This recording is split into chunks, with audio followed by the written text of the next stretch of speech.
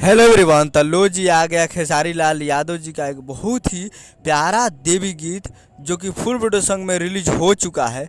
और इस गाने को लिखे हैं कृष्णा बेदर्दी जी और इसमें म्यूजिक भी दिए हैं कृष्णा बेदर्दी जी ही।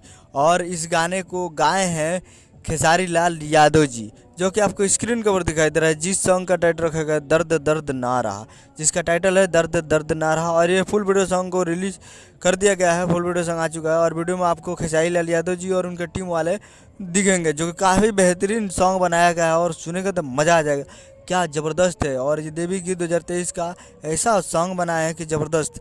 आप अभी तक इसको नहीं सुने हैं तो आप लोग जाइए और जाकर इसको सुनिए। और बहुत ही प्यारा सॉन्ग है और बहुत ही बेहतरीन है।